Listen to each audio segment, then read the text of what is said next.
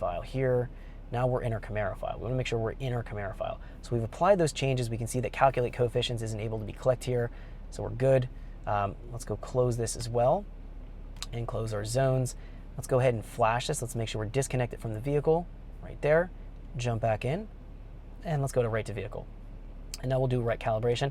We'll let it write, and then as soon as it's done, fire it up in our speed density mode and start making our calculations and making our adjustments. Now, the process is going to be almost identical doing the mass airflow sensor calibration, except that we're going to have a 3-dimensional table now instead of a 2-dimensional. So it's going to be a lot more data points to hit.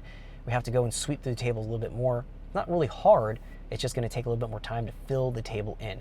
So I'll just be doing that real quick, and we'll be checking everything and showing that process. Again, it's not real complicated, but it is going to take a little bit more time and a little bit more effort to populate all the data points, so that when we're using the copy and paste feature, it's going to be giving us good data so we can fill out the table as best as we can, and we'll be able to definitely set up the virtual VE pretty quickly.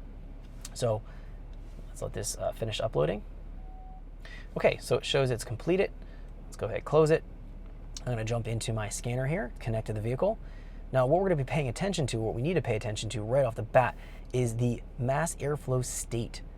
So we've added it right here. We can see it's no fail. When we fire it up, we're going to be seeing that this goes from no fail to fail, because we've went in and we've told it that we want it to fault out, and we want it to run on the dynamic mode on the speed density calculation only, so if we're looking at the map sensor.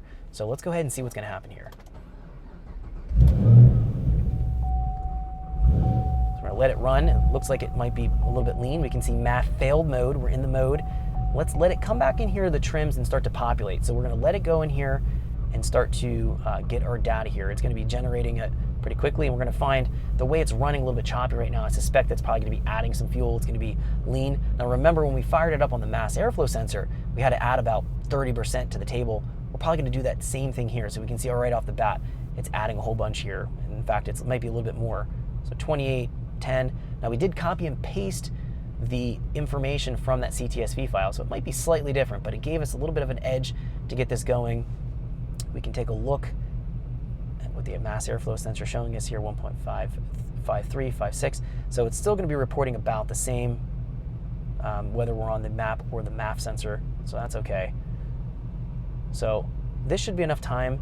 We've let it run here. We can see we're obviously going to have to update this by 30%. Let's just sweep through the table real quick and see if we need to update this by 30%, just like we did in the MAF curve. Do an overall multiplier. Let's go ahead and try it. So I have my dyno right now in its driving mode. And let's go ahead and give this a shot. So we're not going to be doing any pulls, just part throttle drivability right now, just part throttle operation.